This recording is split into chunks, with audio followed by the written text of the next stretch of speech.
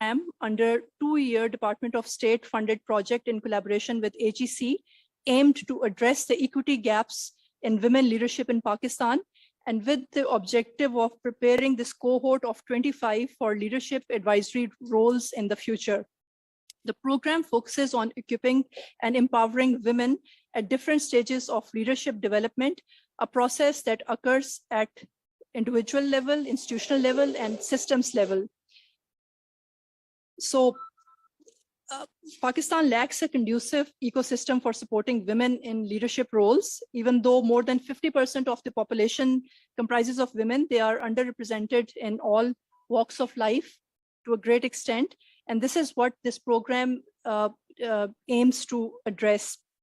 And we have a stellar panel for this session, where a number of panelists belong to that cohort that actually visited Michigan State University and actually did this residency for around 1 month and part of this 2-year program.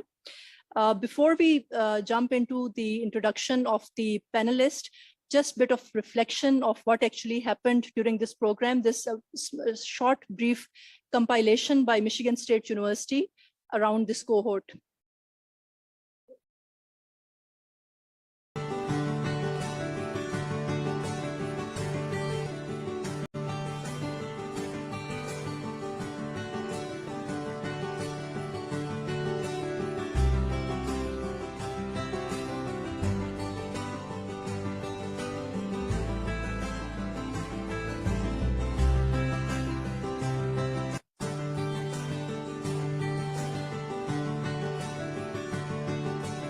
Of sustainable development goals, of poverty alleviation, and especially the climate action. Again, we are. And I am part of the Higher Educational Professional Development Program. Right now, we are doing here in Michigan State University. It's wonderful to see a wonderful moment in office, and as you mentioned that you got bipartisan support for and having the background of national. Used by Yokohama when he wrote down End of Civilization that on account of occupation, there would not be any wars anymore in the world. So this was a scary initiation of anything based on invasion, that all those theories which peace educationists were discussing about, these were denied.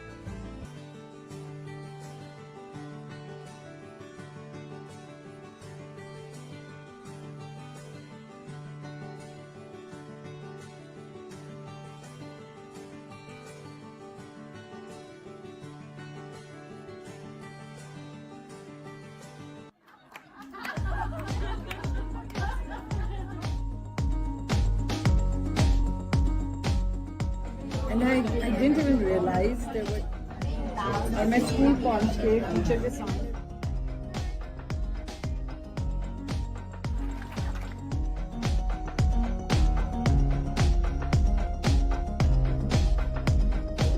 In which it is mandatory to have industrial academic.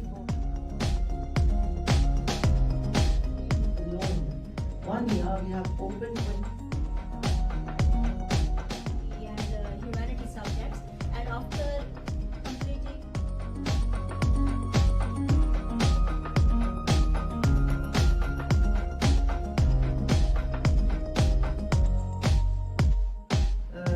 Lynn Joe and Sam also. Thank you, Sam.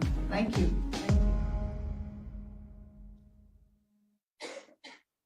Thank you very much. So coming to our stellar panel, we are fortunate to have the presence of Professor Dr. Alia Hashmi Khan. Welcome, ma'am, to the panel. Dr. Alia Hashmi Khan is a professor of economics and dean faculty of social sciences, Kazim University. She has also served as the member of Prime Minister Economic Advisory Council and a member of the Labour Expert Group under the SR Social Protection Program of the Government of Pakistan. She has also served as independent member of the Monetary Policy Committee, State Bank of Pakistan. We are also joined online by Executive Director, STPI, Dr. Abid Suleri. Welcome, sir. We also have the privilege of the company of Professor Dr. Hafsa Zainab, University of Veterinary and Animal Sciences, Lahore. Dr. Hafsa, thank you very much. She's joining us from Japan. She's at a conference in Japan right now. Dr. Hafsa is leading the Department of Anatomy and Histology for more than 12 years. She is the UVAS contact person for Asian Association of Veterinary Schools, where she is the chair of Veterinary Education Research Group and a member of Veterinary Education Enhancement Working Group. She also represents UVAS in faculty development collaboration with Royal Veterinary College UK. And recently, she was selected as NAHI lead instructor. Welcome, Dr. Hafsa. We are also joined by Professor Dr. Razia Sultana, member Public Service Commission KP and former Vice Chancellor Shahid Benazir Bhutto University, Peshawar. Welcome, ma'am. A renowned historian and VC for the first women university in KP. Currently, Dr. Razia is serving as member KP Public Service Commission, Peshawar. She has received her bachelor's and master's from University of Peshawar, and later on, she completed her postdoctorate as Fulbright scholar from New York University in history. And apart from her academic excellence, she has extensive administrative experience in 3 discrete universities, University of Peshawar, Kazim University, and Shahid Benazir Bhutto, Peshawar. We'll be shortly joined by Professor Dr. Amna Mahmood, who is Dean Faculty of Social Sciences, Islamic University. And around 4 p.m., we'll be joined by the faculty of the College of Education from Michigan State University, since right now it's too early for them. So Dr. Lynn Payne, the Associate Dean for International Studies in College of Education, and Dr. Julie Sinclair, who is also Associate Dean at the College of Education, who are actually running this program of women leadership with the US Department of State and AGC. They will be joining us directly and they will be shedding light on this program. So coming to the first panelist, ma'am, since this session is around diversity, equity, and inclusion for women in higher education and concerning women leadership, the irony of the matter is that the underrepresentation is not only at the bottom of the pyramid, it holds equally for the women at the top of the pyramid. So you have spent a lifetime in academia, coming from University of Illinois, Chicago, and then spending a lifetime at Kazim University, being the dean. So what kind of struggle hold for women in academia, and what kind of support mechanism you have experienced? I mean, your reflections and thought around the problem. Thank you, Faria, for inviting me to this very important panel for the women professionals in Pakistan, and not only the women who are currently in academia, but women who are also aspiring to make a place for themselves in the higher education institutions of Pakistan. I admit that I have never received any formal training for leadership, and I would just say that I have learned on the job and along the way, sometimes through very hard lessons and experiences. And therefore, I really appreciate this initiative, which is trying to formalize and document the sort of the resources which are required for women to effectively be trained and mentored into assuming positions at decision-making levels. Because at the end of the day, upwards mobility is always combined with some kind of decision-making responsibility.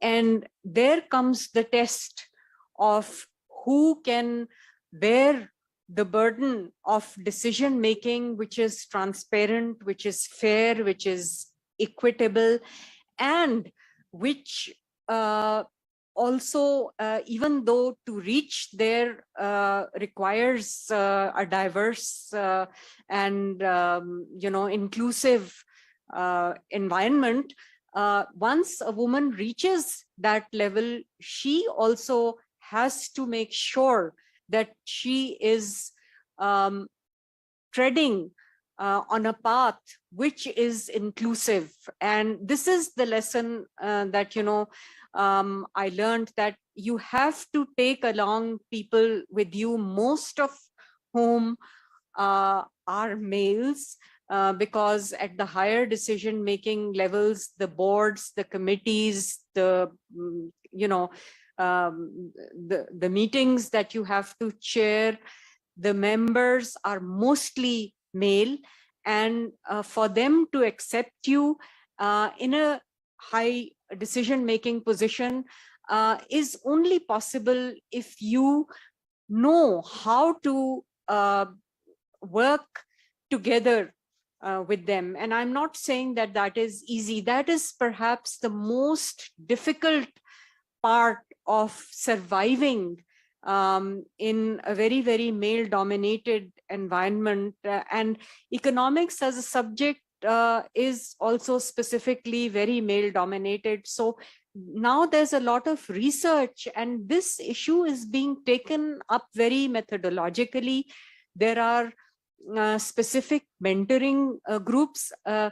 I never really received formal mentoring, but I made sure that whatever I could do in the way of mentoring young women, whether they were graduate students or whether they were, young members of the faculty, both male and female, because gender diversity does not mean that you only mentor and make equal opportunities for females by focusing on females. It also means that you have to reach out to the males and try to make spaces for women among that very male-dominated environment. So I would say that I would strongly recommend that any woman who is aspiring to go into research and development, to go into academia, needs to go through a mentoring and networking program, whether it is internationally linked with the national level or whether it is institutionalized nationally. Unfortunately, especially at public sector universities, there are really no resources for these kinds of programs to be institutionalized. So this is a very good initiative that HEC has, now been helped by the US State Department in order to train this cohort. And looking back, I would have really loved to be part of such a cohort, but I had to learn the hard way, and maybe Dr. Razia will also share some of these experiences that I'm talking about. So for the moment, I'll stop here, Faria, and I am really proud of Faria also, because she is my student, and when I see my students rising to these positions of leadership, it really makes me feel very proud that I have a little part in sort of mentoring them to reach where they are. So I'll stop here. Thank you. Thank you very much, ma'am. Very kind of you. So very rightly pointed out, there's a lack of mentorship programs for women, and women do need leadership programs and skills to actually reflect them into their career trajectories. And this brings us to our second panelist, Dr. Hafsa. So Dr. Hafsa is, I'm a personal fan of Dr. Hafsa. She was part of the cohort, and very bold, confident, and fiery lady who is very vocal about the issues. And that's why I wanted to bring her into this panel. So Dr. Hafsa, being a very accomplished professor in a field which is totally dominated by men, the field of veterinary sciences, your experience and thoughts around the career path and trajectories of women in higher ed. And so also, what kind of support mechanism is there? And do the counterparts, the male member, do they recognize the problems that are associated with the navigation of women in their career path or climbing the ladder? So is there identification of this problem or not? Thank you, Fariha. Am I audible? Yes, we can hear you. Thank you so much. I'm really honored, Fariha, that you considered me for this session. And I'm really humbled when you say that you are a fan. I don't know what I really did during those 2 weeks. So thank you so much. Fariha, you rightly pointed out that I'm part of a profession which is heavily male dominated. Rather, I think this is even an understatement when we say male dominated, because we are extremely marginalized in this career. And that is, I would tell you, a very interesting thing. Constitution of Pakistan says that men and women, they have equal right to education. But ours is the only profession who has sought exemption through Supreme Court to bar the admission of women. So for every 100 boys that are admitted to the DVM program, only 10 girls can be admitted. And this is true till date.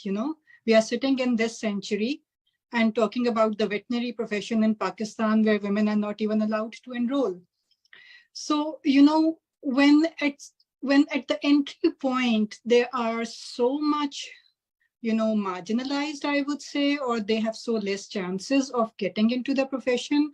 So imagine the chances that they would have to reach to a leadership position. So, and it's only now that we have some, women faculty who is chairing the department.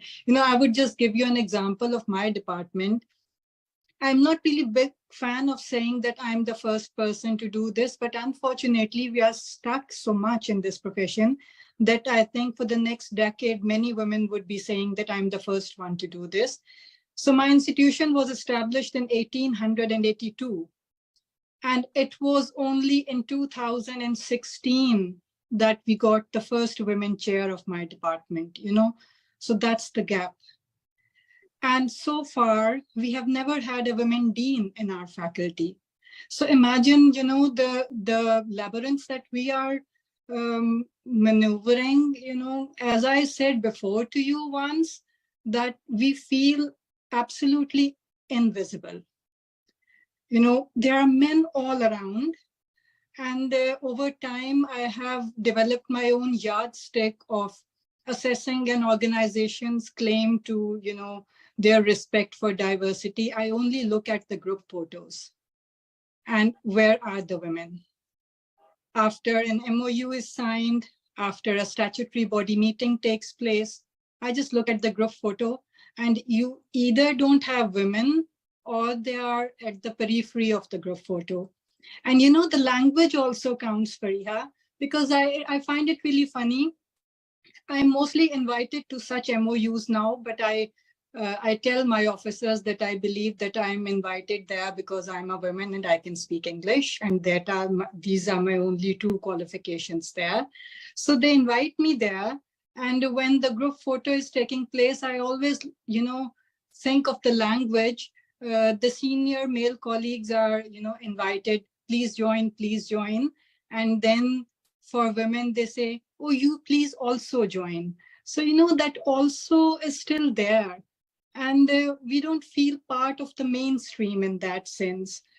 And I think, over time, since I'm a trainer also, and I train the employees of the Punjab government, the department. And what I feel right about at the moment is about our profession, that the new generation of officers, which are under 30 years of age, they have different views on women compared to those who are in their 50s. Because I would share a very small example. I was terrified to listen that sentence in that training, where a male colleague who is quite senior, he stood up and said that, can I come? Because I was leading a session on equity and gender mainstreaming. And that colleague said that, look at these women. they bring about 4 or 5 children in their lifetime of profession, and then they bring these children to their offices also. So what kind of work do they do in their offices when they are surrounded by these children? And I was so pleasantly surprised that the younger cohort of that training, those people, those boys, they stood up for against that comment, and they said that we would really like to make a point that those children don't belong only to those women, they belong to their fathers also. And their fathers, they conveniently forget them to take to offices. So that's why these women are bringing them there. So these differences have been so much, and they are exaggerated in my profession, probably because women were never in a workforce there. And it's only in the last decade or two that we see women all around working as veterinary officers, working as the faculty. But I still believe that there's a long way to go, because we still have that bar with us that we can't enroll women with us. But at the same time, I would build on what was said by my colleague earlier, that mentoring really supports, but I will add to that, and that is supported by study that was done by British Council around the whole Asia, and that pointed out that women, they fare better if the mentors are men, because they know how the thing goes around, and they know how to talk about those bottlenecks or the opportunities that are there. So it seems very counterintuitive on the face of it, that even if you have to be mentored, it has to be by a man. But I think realistically, till a time comes that women are as much there in the senior position to know what's really going on behind the boards and behind the meetings, it's worthwhile to find advocates in our senior male colleagues, and there are many. I mean, I've been very lucky that I have had very supportive officers, male as well as females around. And the way they guided me, I guess that has supported my career. So I would really go for considering our male colleagues as our advocates, and also finding mentors with them. Thank you very much, Dr. Hifsa. Please stay around. We're going to have a second round of intervention. Some interesting thoughts that how to develop a yardstick for assessing what's going on the system. And also building on what Dr. Alia said, that there's a need for mentorship program. And now if the mentors could be men, that would be a better option. Now I would like to invite Dr. Abid Suleri, Executive Director, STPI. Sir, you are spearheading an organization that comes under the pillar of R&D. So your thoughts around women leadership, also how we can institutionalize this diversity, equity, and inclusion for women in R&D, and maybe if you can reflect on the footprint of STPI in this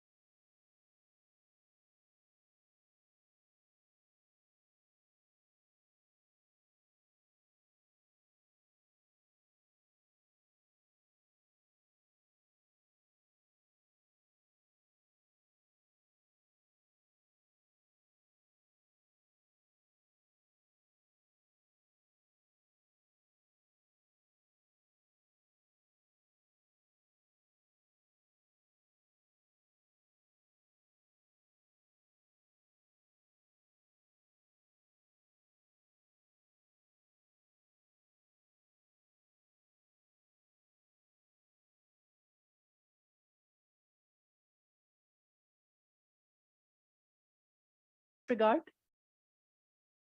Of course, the pool on which we'll be relying on for research and development and for higher education, that would be become more little and little, and that would give strength to the counter argument. Whenever you talk to people who doesn't buy this idea, they will always tell you that yes, we always want to promote women in leadership role, but the pool is too limited. We cannot find the women candidates with impressive, quote unquote, impressive credentials, etc. And I have been facing it as a member of Vice Chancellor Selection Committee in Agriculture University's Punjab, where this argument is repeated very often. And we actually struggle to find a women candidate who can be the Vice Chancellor of any agriculture or any veterinary university in Pakistan. And one of the reasons is that we are perhaps giving little attention to the pool from where all these impressive candidates would come. And I'm not saying that those who are here, the pool, existing pool, it's not impressive, but this is just a tip of the iceberg. It is just those few fortunate who could actually complete their graduation, who could come to universities and who could claim their due position on merit. And after this, I think the second important thing we need to do proactively provide leadership role to whatever pool of youngsters we have. And STPI, we deliberately try to bring our young and mid-career professionals in leadership role. And we always found them excellent leaders once they are groomed. So it's all about having faith in them, providing opportunity and having confidence in them. And I can name, starting from Nafisa Shah, who used to be the advocacy officer at STPI at one time, to the aspiring young leadership, the current researchers, mid-career researchers at STPI, who have been doing wonders. And I think this is the type of atmosphere that we need to give them. And we need to work on policy, we need to work on practice, and we need to break this stigma and taboo around women leadership. If Pakistan can have this honor to have the first women prime minister in Muslim world, I think providing opportunities and enlarging the pool, I don't see that why we should not be able to actually regain and actually bounce back in claiming the space for women leaders. Again, not only in higher education and research and development, but in all aspects of life. Thank you so much, Dr. Saab, for your thoughts around women leadership and how this is actually taking place at your organization of STPI. Now I would like to welcome Professor Dr. Amna Mahmood, Dean Faculty of Social Sciences, Islamic University, Islamabad, to the panel. Dr. Amna Mahmood she studied from Government College Lahore, Kazim University, University of Punjab, and University of North Carolina, US, for MA, MPhil, PhD, and postdoc respectively. Currently, Dr. Amna is teaching in Department of Politics and International Relations, International Islamic University, as professor and as Faculty of Social Sciences. So, and we had the opportunity to learn a lot from Dr. Amna during our stay of the cohort at Michigan State University. And ma'am, again, a lifetime spent in academia. How inclusive is the system for women, whether we talk about faculty, whether we talk about women in tertiary education as students, and what formal and informal change that must take place at institutional level? And we discussed earlier a lot by the implicit bias that exists in the system. I mean, somehow it's always there, no matter how much we frame it or we are vocal about it, somehow by the end of the day, it is the implicit bias which prevails and takes over. So your thoughts around it? Thank you very much, Priya. Thank you, SPTI, for giving me this opportunity.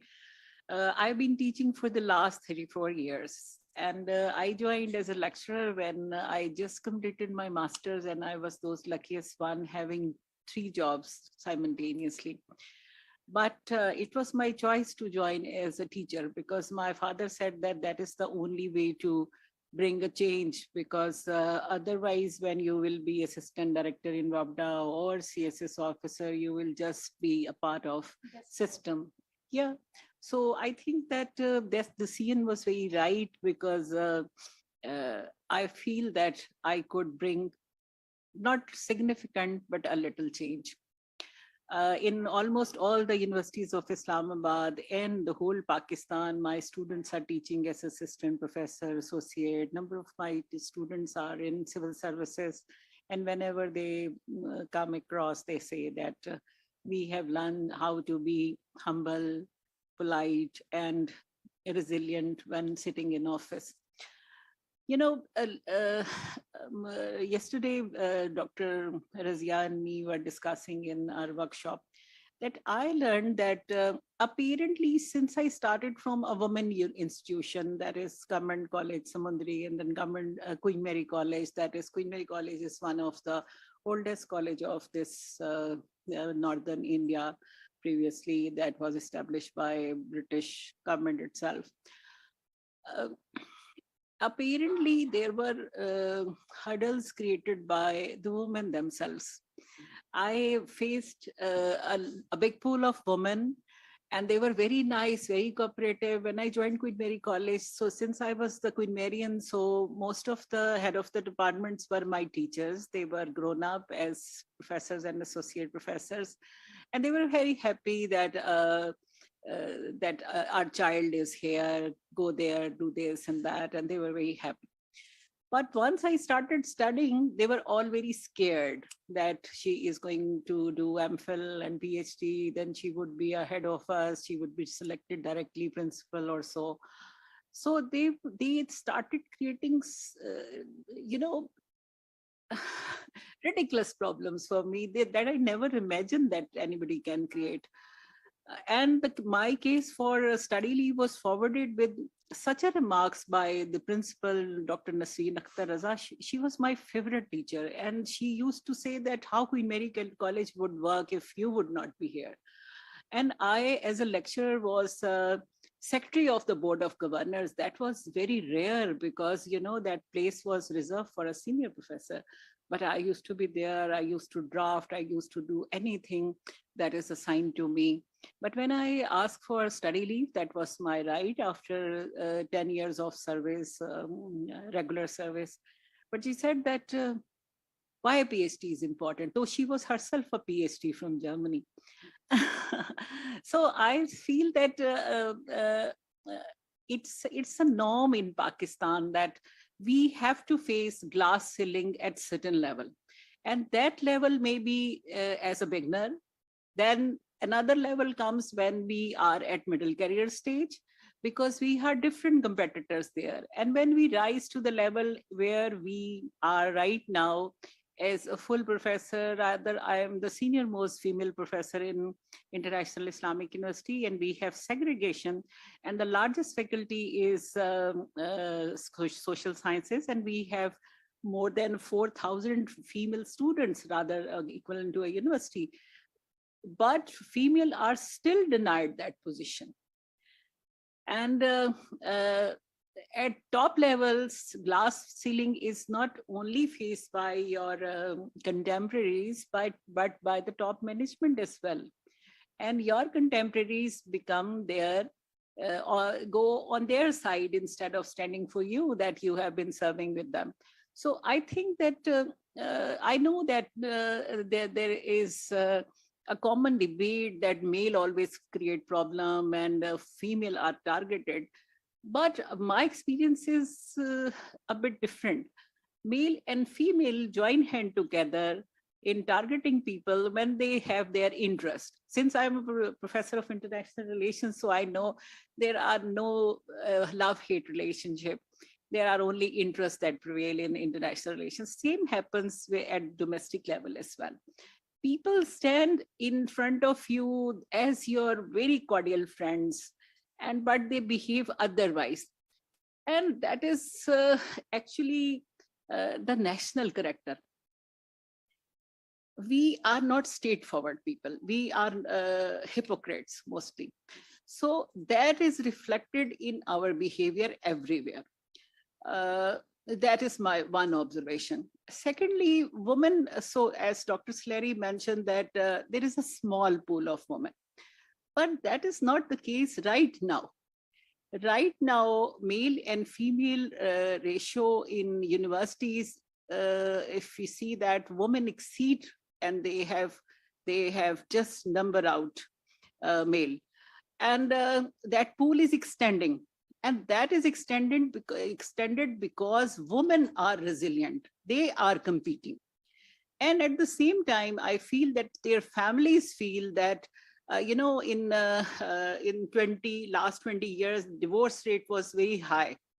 And one of my colleagues told in Lahore College for Women that sitting in the interview board, we found number of girls who left their education at the level of graduation, and then they got married and divorced, and then they came back for admission again.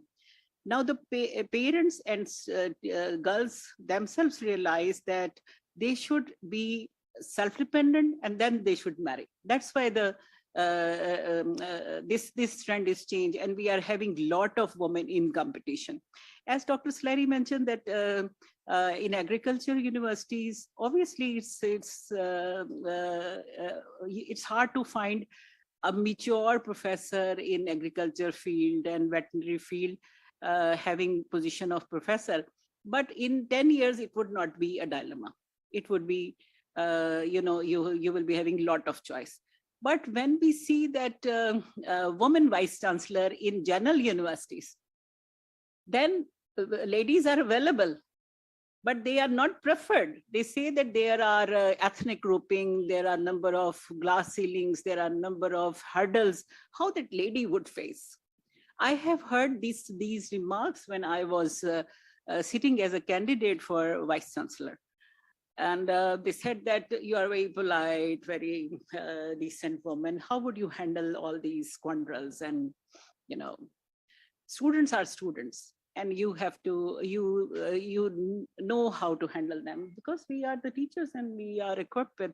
But since they apply this formula that a woman cannot stand against adversaries, if they can stand against their in-laws, if they can stand a very loving husband creating all hurdles for her, then how, and the children also who say, Mama, you don't know anything, we know everything, then how they cannot stand against these, because these are part of society and you are trained to handle all hurdles coming in your way.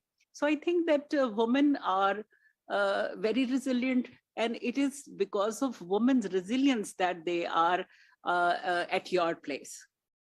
My place, if women are here, they are obviously, they were the pioneers, maybe, but I would not say pioneer because my mother is graduate in economics and sociology, and she is 83. And she used to say that if you will not study, I'm not going to let you marry. यानी लोग समझते थे कि माएँ कहती हैं कि पढ़ोगे नहीं तो ब्याह कर देंगी, हमारी अम्मी कहती थी पढ़ोगी नहीं तो शादी भी नहीं करूंगी. मतलब she was so clear minded that it is so important that women should be educated. And we are here, me and all my two panelists, and Hafsa is from the younger group, so I would not include Hafsa with us. Me, Dr. Alia, and Dr. Razia are in the group where we were so resilient, but our parents supported us and guided us to go for higher education. But your generation is there when they were self-motivated. They knew that what is the importance of being self-dependent. And when you face this environment, and then you know already that this is going to be, you have to face. So I think that younger girls are more open to competition. As Hafsa mentioned, that people say, you too come here. But I feel that somebody If we don't invite more women, then they are labeled as that they are pro-woman, and they are having different attitude towards women, and then they give a smile that is very ridiculous and disgusting for you. I think that smile hurts you, that you are taken as a beauty and as a woman. So if people ignore you and take you for granted as the other colleagues, I like that behavior. I appreciate that behavior when they take you as a colleague, not as a woman colleague, because we don't want any privilege as a woman colleague as far as work is concerned. Having said that, we do have separate status as a woman, and that facilities, all those facilities which are associated with that status, we don't deny. We don't claim that we are equal to men. We are superior to them, because we are bearing a generation as well. जैसे वो बंदा कह रहा था कि कितने बच्चे साथ लेके आती है. I carried all my children in daycare, and I am very proud of that all my children were, when I went to admit my child in school, he said, Mama, I am already in college, why should I go to school?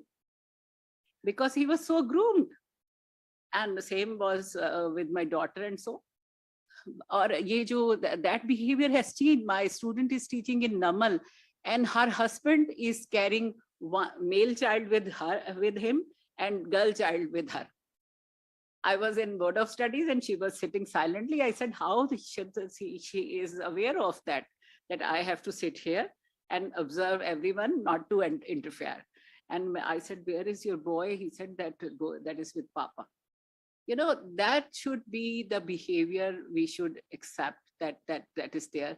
And as a woman, we are in equal competition. Dr. Slary said that we come on merit, and certainly our merit is added with our extra abilities. Normal merit is that you have to perform well. Our merit is that we have to make our space and prove that we are the good workers as well, right? So we have to face double challenges. So अब मेरा ख्याल है कि all this is reflected in women leadership as well. Leadership is not in isolation, like Dr. Razia just talked. Lady was the daughter of Karan. She was imposed on us.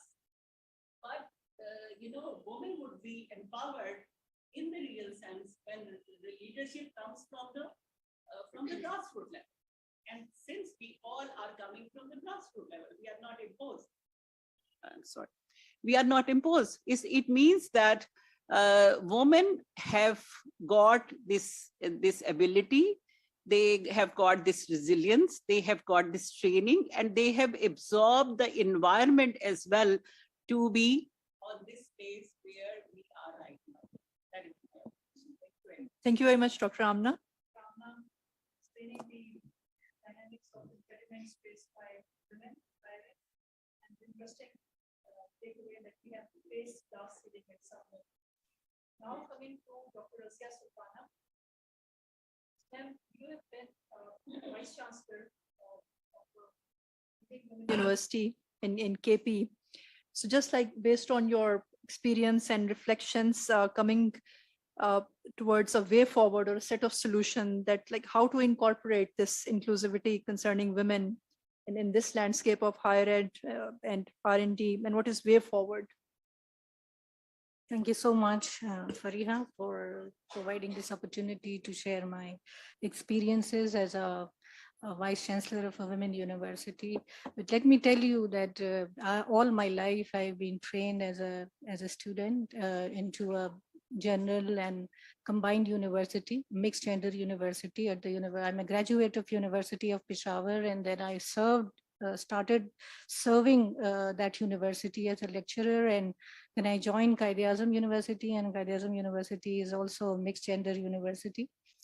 When I got this opportunity to be the Vice Chancellor of a leading women university in Khyber Pakhtunkhwa, it was an all women university, means the population, student population, the faculty, the staff members, only the drivers and the conductors and the gardeners and such kind of people, they were only males, the rest were all females.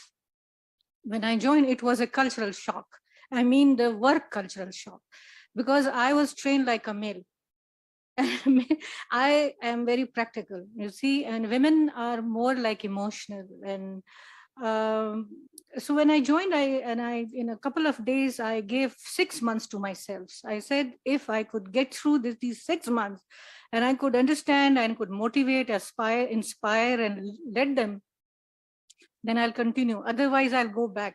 Because, you know, when I would go to the university and they would come to me and there's some is going to Hajj, others are going for Umrah, some are going for the, you know, they were going the family way, some were getting married, some were, you know, were having their mother-in-law had some problems, and the, you know, the father-in-law was not well and she was supposed to take care of them. And because family comes first for all women, for us too, but over there into the women university, that became a problem, because, you know, there are officers, there are faculty, and we were into the semester system, how to complete. And I am trained that I mean business, no matter what happens to me, I have to complete my semester responsibility and the course and exams and the results on time. This is how I am trained. And their courses and their results that would linger on, that would take time, that I could not stand. And I had no solution how to deal with it. So to learn how the women work, this is all women environment. It was a big challenge for me. I could lead. As Dr. Amna mentioned, I'm better trained to lead a mixed gender university as a vice chancellor rather than a woman. Just by coincidence, I'm a woman. So they thought that she would be better as a vice chancellor as well of a women university. So, oh my God, in the hearts of my heart, I was, you know, all the time going through a hell for the 6 months. I said, I'm going back. I'm going back tomorrow. And I used to tell myself, let me do it today. Let me give it another try. And let me deal with these girls. And, you know, luckily or by chance, it's not 6 months. I served there for 8 years. Yeah, for 2 tenures. It was those 6 months that trained me how to deal with them, how to work in an all women environment, how to understand their sensibilities. Because women are very sensitive, and they're, you know, about their home, about their children, about their husbands, about their parents. And their expectations were very high from me, because I was a woman leader. I was not a male. If I would have been a male, they would not even have crossed nearby my office. They would never come to me, but they felt I was accessible to them.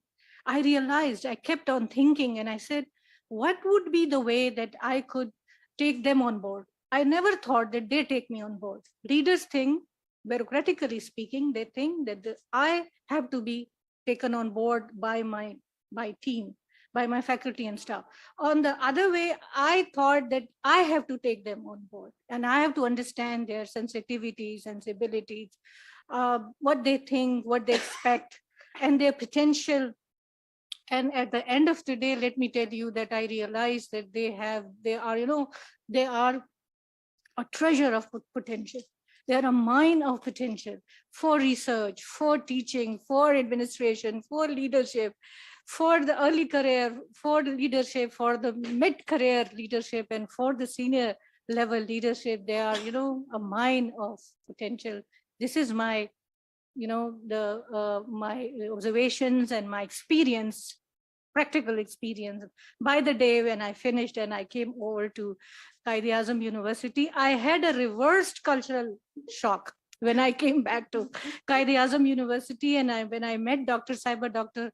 Ali Hashmina, and she's been my colleague. We were in the same compound. I'm from history, she was from economics, so we have the same building. And after a long time, I saw her and I said, oh my God, Dr. Saiba, Quaid-e-Azam University has gone the drain, down the drain.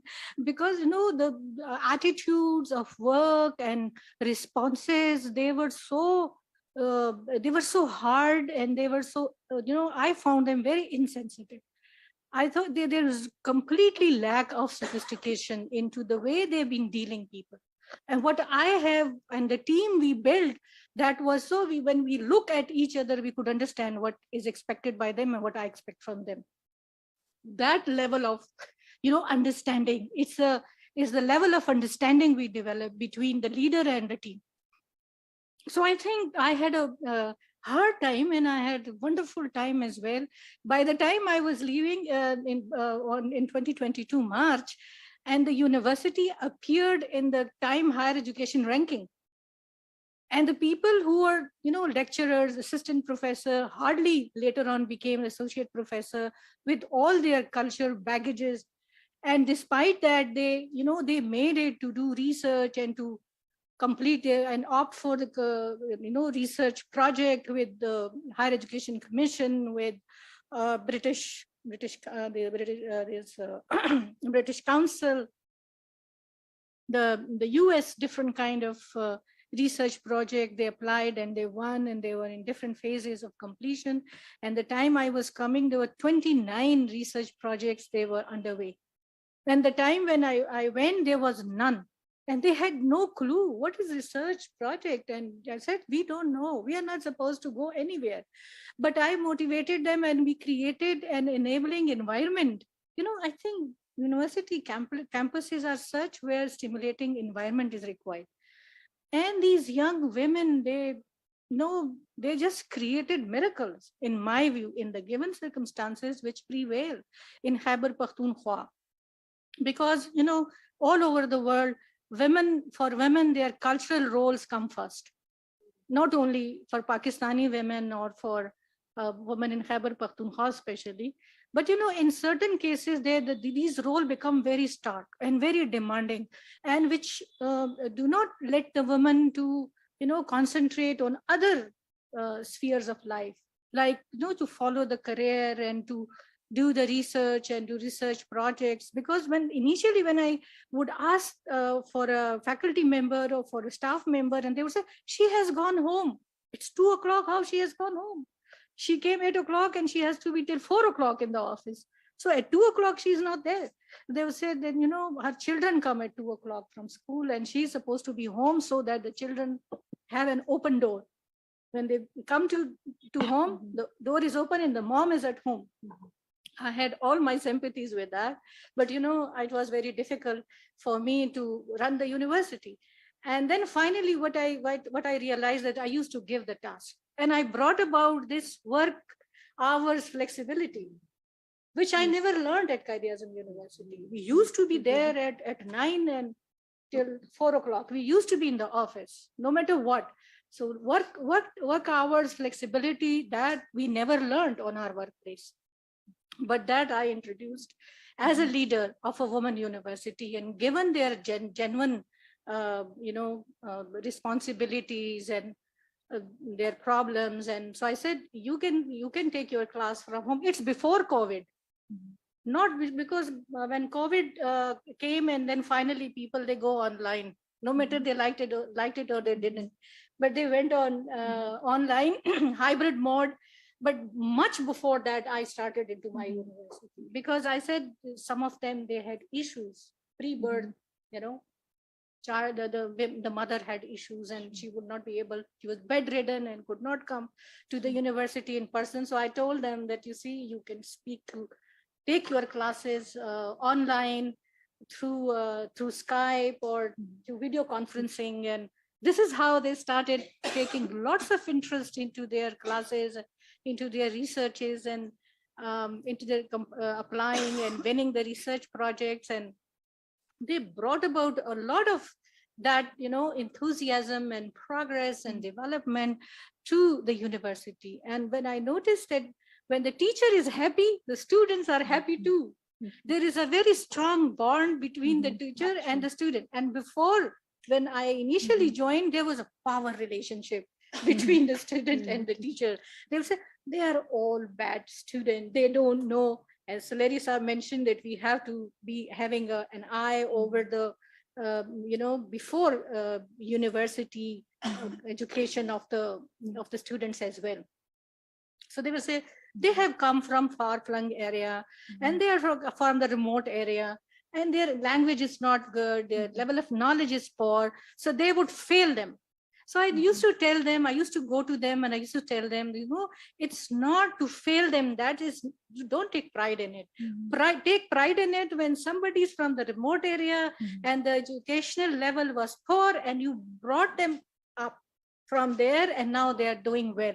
So that is a matter of pride. This is not, and by the time my first tenure was over, and I realized that the student retention ratio that really increased into the university. By the time I was leaving, we had 6,000 active students on the campus. Thank you so much. There are so many things, but since because of short of time, I must say that I had these shocks prior to going to the university, women university, and coming back from there and joining the mixed gender university, which is my own, the Qaid-e-Azam University. It's a much poor in dealing and taking people on board and even professionally interacting and doing things. जिसको खदड़ कहते हैं, मुझे बहुत crude लगे. I found them very crude when I compare them with the women officers at that university, which is considered to be peripheral and remote. So it's all about, I think, a woman leadership. If there would have been a male, there are women universities in this country where the vice chancellors are male. Thank you. Thank you so much, Dr. Razia, for your insightful reflections as Vice Chancellor, and also talking about how stimulating environment can be created despite challenges. Now I would like to welcome Dr. Lynn Payne, Associate Dean and Professor, College of Education, Michigan State University, and also Dr. Julie Sinclair, Associate Director, Michigan State University College of Education. Thank you very much for coming online. We're extremely grateful. It's quite early for you in US, and so great to see you. Dr. Julie and Dr. Lynn, they are actually spearheading this women leadership program that we talked about. They actually hosted this cohort of 25 from Pakistan.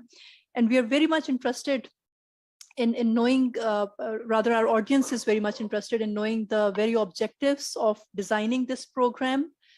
What was the need to work around it? Your assessment of the landscape of leadership in Pakistani higher ed, and the level of diversity, equity, and inclusion that exists based on our visit and sharing experiences. Welcome to the panel. Thank you so much. Thank you so much.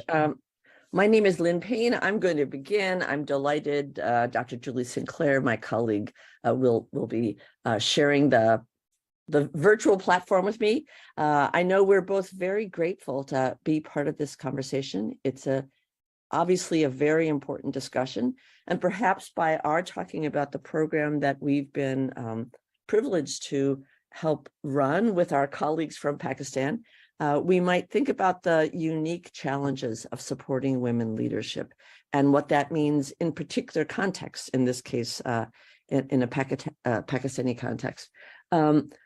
Our project, as I think has been alluded to, is courtesy of support by the U.S. Department of State, the U.S. Embassy in Islamabad. And its goal that was, we competed for this and won this grant, was to work to support enabling and empowering women leaders in higher education in Pakistan. There were certain things about the program that were defined by the donors. So for example, that there were to be a cohort of what we call senior leaders. You've just heard some of them now. Women who already have extensive experience in leadership in higher education, and supporting them if they have not already had the chance to take on role as vice chancellor, but moving into the most senior leadership roles in higher education. But also a second cohort of what we call aspiring leaders, women with extensive experience in the university as faculty, perhaps some leadership experience, but aspiring to having more. We know that this program is challenging because here we have US-based scholars trying to support Pakistani-based scholars as they develop their own individual pathways in leadership. And with the State Department support, our goal is not to support only the 25 senior leaders, the 75 aspiring leaders, but to really create sustainable platforms for women leadership in higher education in Pakistan. Let me briefly outline the ideas that guided our work, which included recognizing that we're outsiders. We don't understand the landscape. As Dr. Fariha said, the landscape of women in higher education and women leadership is unique in each context. So we start from a recognition that leadership is situated. Leadership is context dependent. But there are issues about learning to lead that are practice-based and that could be supported by collaboration and networks. And so our program has been very much designed with the idea that we are supporting professional learning for women who themselves bring experience, bring knowledge, and bring skills. But by bringing women together, engaging them in collaborative inquiry and collaborative support, we can explore new concepts, work on new skills, and support a network. And I think this webinar today illustrates the possibilities of bringing women together who recognize a need and see a way in which by working together, they can address some of that need. Just yesterday, cohort 1 had a seminar about their own inquiries. And I think that that idea of great need in Pakistan, the fact that not only in every country in the world, women leaders work against cultural challenges and institutional hierarchies that have often marginalized women, relegated them to more limited roles. But in Pakistan, the particular features that we just heard Dr. Razia mention and Dr. Amina mention, for example, the family expectations and obligations really do affect that. So our program, very briefly, has involved 2 cohorts. For both cohorts, we have key concepts we think we want to engage with. Thinking about gender and the role of gender, reframing ideas of leading and leadership, thinking about organizations, how they are framed and how they can change, and understanding equity and inclusion and what are mechanisms and ways to think about equity, and understanding all of that in context. We know that every participant in our program is already engaged with these ideas, but by drawing on a range of different kinds of research and then thinking about different practical applications of those, this program we hope will enhance women's leadership abilities and support them in their own pathways. Our program, and I will then very briefly end with this and ask Julie to dig in on some of the details, has had multiple components because we think, like all professional learning, it cannot be uniform. Each learner is different, and the engagement with deep learning about a complex practice like leadership requires many ways of learning. So we've had seminars, virtual and face-to-face. We've had array of different opportunities for mentoring, both being mentored, thinking about mentoring, and engaging in being a mentor. We've invited people to engage in inquiry and action research related to problems of practice as a leader. And throughout, we've tried to build a network and a community that can be learning together. For the senior cohort, this program also included a very short 2-week time in the US where there was further and continued engagement with these big ideas about gender or organizational change or equity. But there was also a chance to explore with counterparts in the US, what does that look like in their university? What are the challenges related to that? It was also obviously a chance with face-to-face team building and for our colleagues to begin to think translationally. What do these ideas mean for my practice and the questions I need to ask? Julie's going to take it from here. All right. Thank you so much, Lynn. Thank you, Dr. Fariha, for inviting us today. It's such a pleasure to be with you and to see everyone there, some of our colleagues from the program itself, as well as other new colleagues. So hoping that everyone has enjoyed your time so far. So as Lynn has said, she's already outlined the basic components of the program. And we thought I might speak to one of them in particular for a minute, which is mentoring. So a key component of the program design itself and what was in the call for proposals when we first submitted the grant was to focus around mentoring in a way that would build something even deeper than just what we think of as networking. So with the senior cohort, that included two pieces. One was more of a one-on-one mentoring with senior level mentors, finding women here in the US who've served in some of the highest roles, such as president, which would be like vice rector, provost, a chief academic officer, vice presidents, and other such positions, and have an opportunity for them to work with one or two of the women in the senior cohort to develop, to be listeners, to suggest resources, to talk about inquiry projects. And so that was the plan. And we're still learning now from the group, how did it actually work in practice? We know plans and how things end up don't always come out as you intend. However, I have heard from a number of the mentors and others just about the fruitfulness for them. And so I wanted to emphasize the fact that this has been a reciprocal learning situation. Lynn mentioned that already. It isn't just us bringing expertise, teaching others, quite the contrary. We are learners as well. And if anything, what I've heard from those who've served as mentors here in the US, how much it was enjoyable for them to hear about common challenges. You know, as women leaders, it's not unique to Pakistan, though the context is different. There are many things that we face that are similar. And there was a lot of learning that way, as well as from those at MSU that the group was able to interact with. There was a great deal of learning around this. And so mentoring served a purpose of putting people in sort of similar work categories together to talk about concerns, to share resources, and to build relationships. Another piece of the mentoring was something called peer mentoring circles. And that was offered by a US-based organization called HERS, which is an academic women's leadership network. And they were invited in as a partner and offered some other workshops as well, but they focused on the mentoring circles. And so we're still just now hearing feedback, but you know, I heard from some of the mentors that this has been one of the single best experiences they've ever had.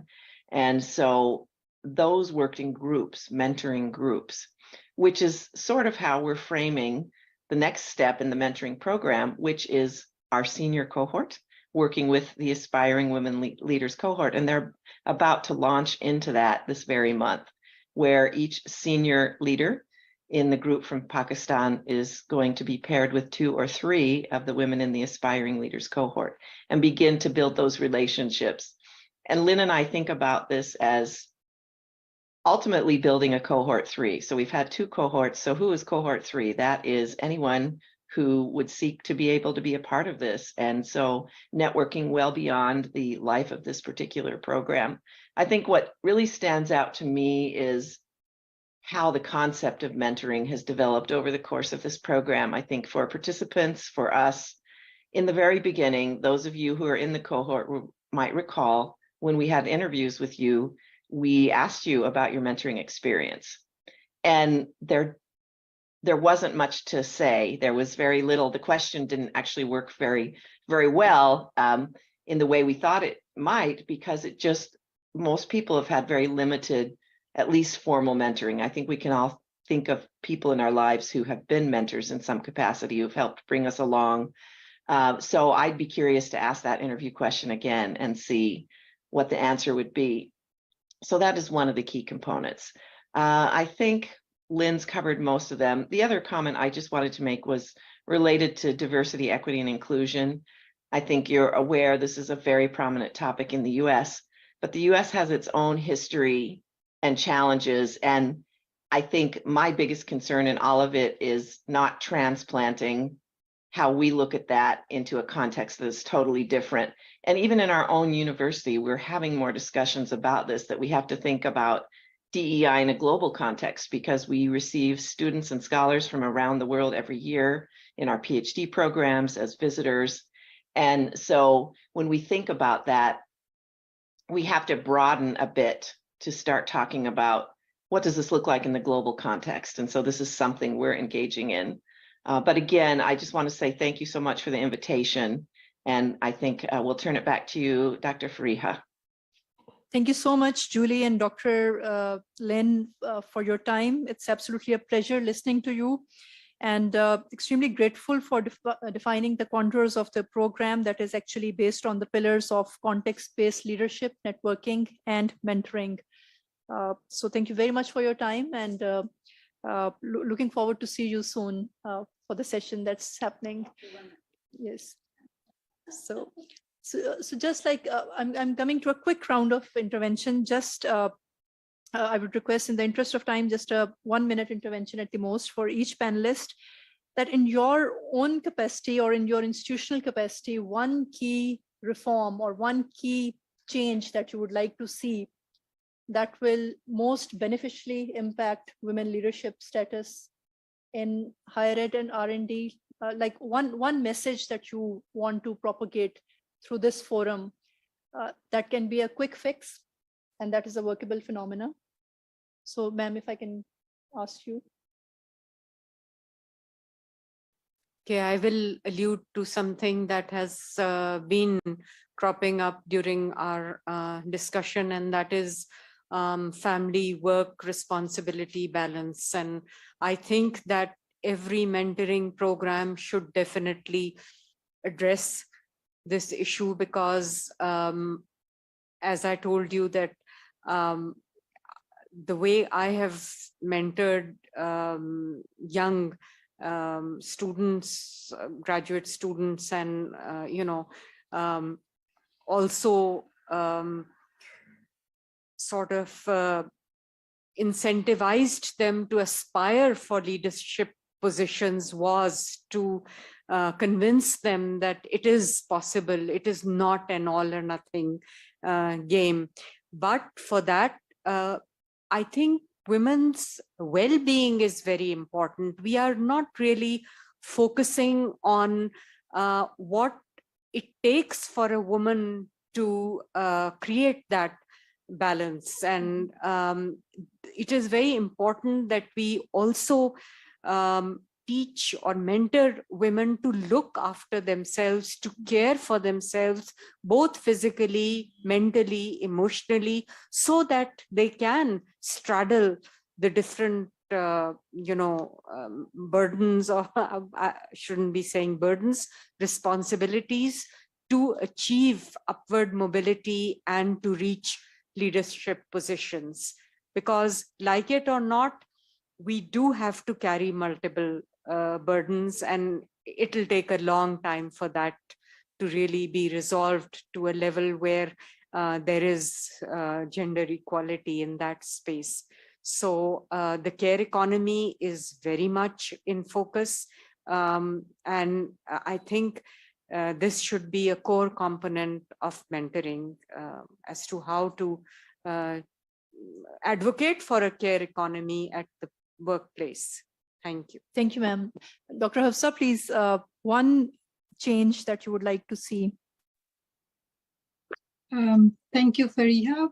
If you could request your colleague to turn on my camera, because I'm not allowed to. Hamza, please. Okay, now I can. Thank you so much. Yeah, absolutely agreeing to Dr. Hashmi, but I would go to something which is very, very basic, and that is to build the gender inclusive language. I would exemplify the university ordinances. All the universities that were instituted in 2002, they do not have a she or a her in their ordinance. The vice chancellor is a he, the dean is a he, the chairman is a he, and there's no slash. So I would go to very best, because languages, they actually display the character and the intent of the organization. So let's revise or redo our ordinances of all public sector universities to incorporate gender inclusive language, not just in ordinances, but in everyday official correspondence also. I would like to start there. Thank you. Thank you very much. Very interesting, Dr. Hafsa. And just like wanted to share the experience that recently I had the privilege of reviewing an act, country level act, and in a 35-pager document, only word women appears once. And it's taken for granted for all the statutory bodies that, it's a he or slash them. I mean, and no mention of she or her. So I mean, this is definitely, there's a need for gender inclusive language. And ma'am, coming over to you, Dr. Amna, your thoughts around one specific change that works. Thank you. I think that Dr. Razia very well mentioned that how as the head of the institution, she introduced flexible hours, and then she made people compelled to work, and all were very happy by working that. As a teacher, I think that, this is the colonial legacy that teaching hours for the teachers, working hours were flexible from the very beginning. And that was because teachers need some time to devote to their lecture preparation, then evaluation, and then guiding researches, etc. That should be carried because, as she mentioned, that happiness of the teachers is trickled down to the students and then later on to the society, because that create normal people, not with the stress and baggage. So I think that this reform should be introduced, that since more women are in mainstream and they are coming more and more, but they have the liability, rather responsibility of the upbringing of the next generation as well. So there should be flexible hours for all women working anywhere, so that they can upbring the best citizen as well, which were purely their responsibility. Thank you.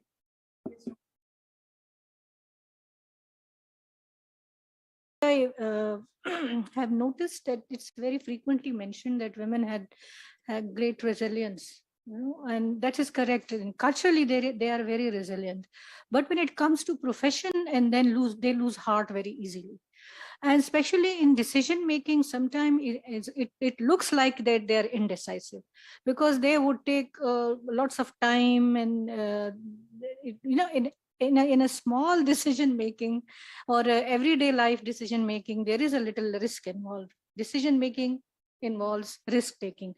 So what I've noticed in my experience, that when it comes to competition with their male counterparts, because in the work environment, there is always competition, sometimes healthy, sometimes dirty, and in that they lose heart very easily, and they're emotionally they are broken down. And some of them, they would come to me crying and they would say that one little assistant director or some deputy director has said this to me or that to me.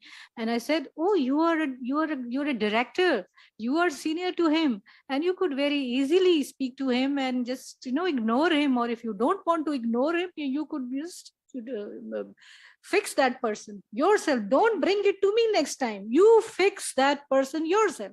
Don't bring it to me. So gradually they started developing a little confidence. But I think what component that like to be introduced into the mentoring project or a plan or a strategy, that I think their psychological grooming for the leadership role, that I noticed that's very important, because professionally they are not sometimes feels like indecisive, or they seems to be losing their resilience, but culturally, true, they are very resilient. Thank you very much. We are quite done with the time, but I think so there's still 2 to 3 minutes left if someone has any question from the audience. Yes, please. I'm Saleha Qureshi, and I'm currently working as a research associate at STPI.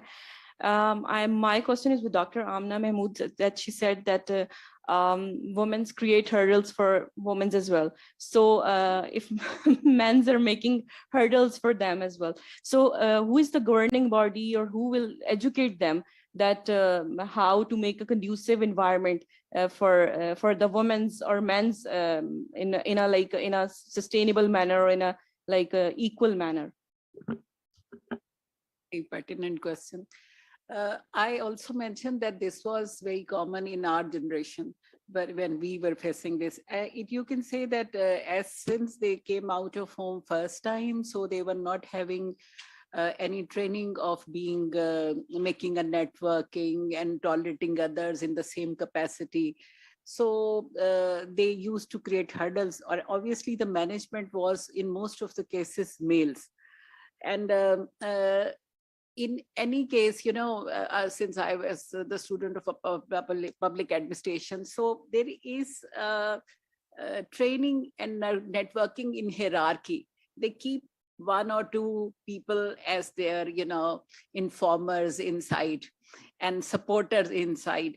And some of the women, they are very much ready to take that position to gain more privileges for themselves, to earn more privileges which are not entitled to them as worker. So I think that in that case, they damage their own community. But what I was talking in the very beginning, women were a little insecure about the hierarchy, because seniors always thought that their seniority is being due to being elder in age, in experience.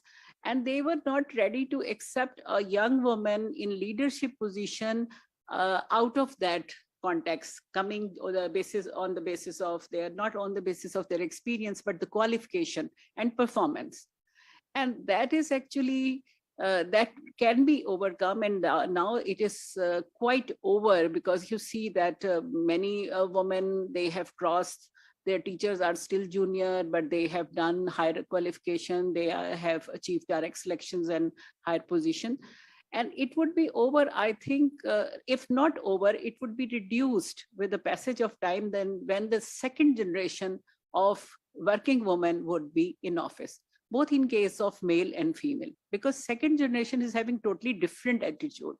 My children are not having that hierarchical culture and male chauvinist culture as my husband was having. पानी का glass भी पिलाओ, फलां भी करो, काम भी कर रहे हो तो छोड़ दो, ठीक है. But my children are not like that. They know that they have to manage themselves, their clothes, everything, because they are children of working women.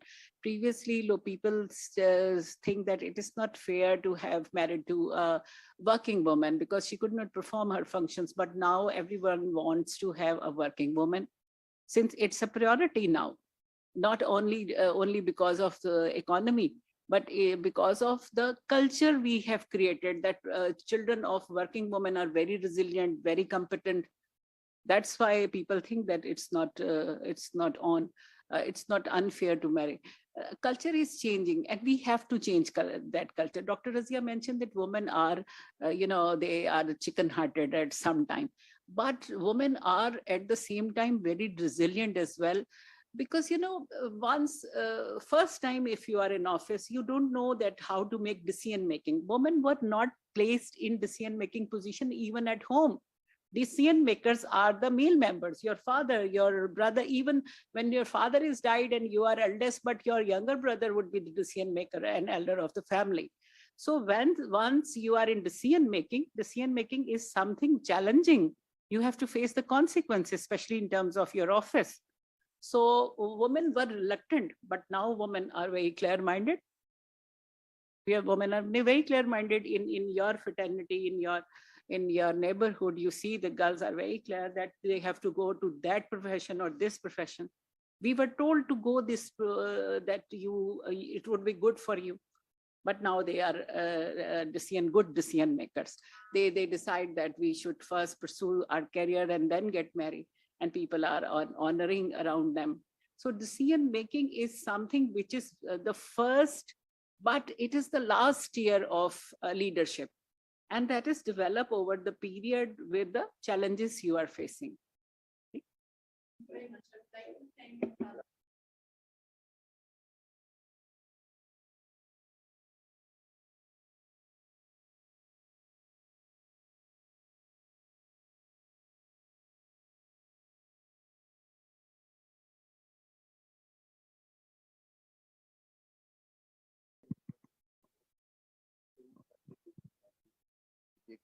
The continuity of there, especially the West, is population collapse, not population explosion. In Japan, the Pampers that are made for the elderly people have the quantity that would cross the Pampers which the children would use. And they are, they are haywire to absorb population. In Germany, they are not. In China, collapse. And he says this is because first it was the normal gender, then they gave shade to the genders and the culture. what is the way that we give full rights and full opportunity to the women, especially the educator? I mean, teacher in university is a very qualified person, and the society has invested a lot on her in any ways. How do they, that their careers are not stopped, their way is not stopped, they are not had nothing, but because at this moment, India, Pakistan, Bangladesh, where there's explosion in their young countries.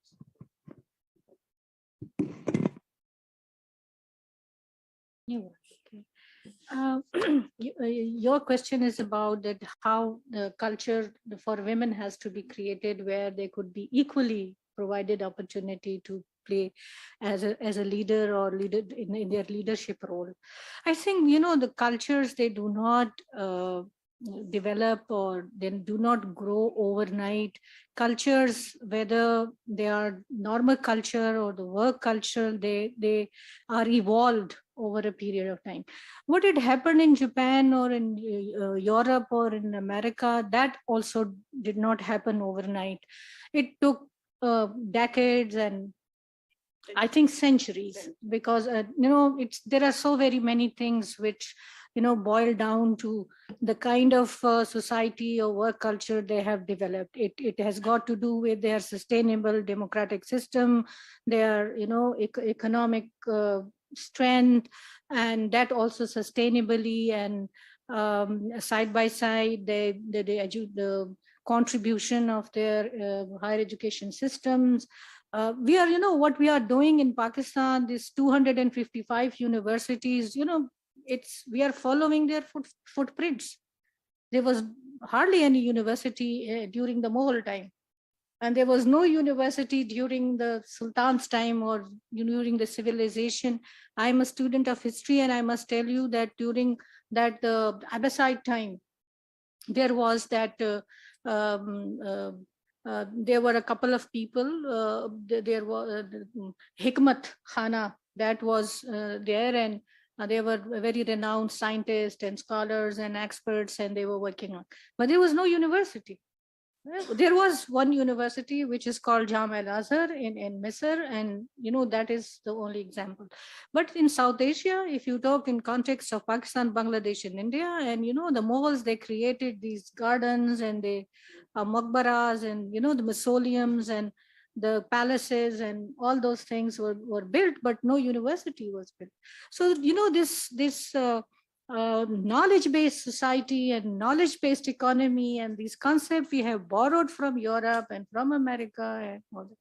And they even did not get they did not reach to this stage just in a decade or in 50 years, or it took hundreds of years. And so is the reason that enabling environment has been created where women equally getting a chance in order to participate into higher education, seeking and learning, and then playing a leadership role, and they've been given a responsibility. I was in a delegation in 2019 that was a British Council program, and that was about, it was not about women in higher education, but one component of it was about women in higher education. And believe you me that the women, senior women over there of the HEIs, and we had such kind of discussions with them, and they said on the sideline to us that we are going through the same kind of hurdles and the same kind of biases and prejudices in terms of our competition with our counterparts. So it's not that in South Asia, in your country, you are marginalized, but we are also marginalized. The same kind of leg pulling is happening over there. And even in the Michigan State University, and some of our colleagues, they told us that it's not very easy for us even. It's not very easy for us that we are allowed or we easily get the leadership position into these institutions. But somehow there are so very many other factors which don't exist in our society. We are yet not a democratic country, in democratic polity. We are trying to delay election, not to hold election, technocrat government. So these, these democratic values and norms, they have direct trickling down effect on the society and the culture. And, that provide opportunity, enabling environment for women, for marginalized groups. Women are considered to be a marginalized group from the underprivileged section of the society. So such kind of people, they get an opportunity into leadership role, the minorities and, all that. So I think that this is a very different world and different times, and because the technological world, whatever is happening in United States or Europe or here in Pakistan, our people have an access to information and they learn by their own self. They are not waiting for these kind of workshops. So they are learning by their own self as well, and they are internalizing and learning. So the person who is learned, I think sky is the limit. Yeah, I would think one thing. You see that population explosion and population going down. One major reason may be the collapse of family as institution. So as I was referring that there should be flexible hours, women can take their responsibility, male can also contribute to them, then family would not be a burden. When you are workaholic, family becomes a burden. And that happens especially with Germany, with these nations who were having this challenge to develop at the after Second World War. And after Second World War, they had just 10 years to develop themselves as coming back. So if you are living in an abnormal circumstances, your behavior would be abnormal, bound to be, and that would be trickle down to the second generation as well. But now they are again realizing this. That's why they are open to their visas for education from all over the world, welcoming people, because family as an institution is responsible for transferring your traits to next generation. But if you will not interested in that institution, your family would not be there.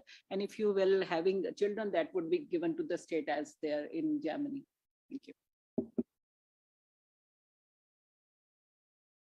Panelists, Dr. Amna Mahmood, Dr. Razia Sultana, and especially Dr. Hifza Zainab for joining all the way from Japan at odd hours and staying till end. And I would especially like to thank the audience for listening to this very important and integral session. Thank you very much.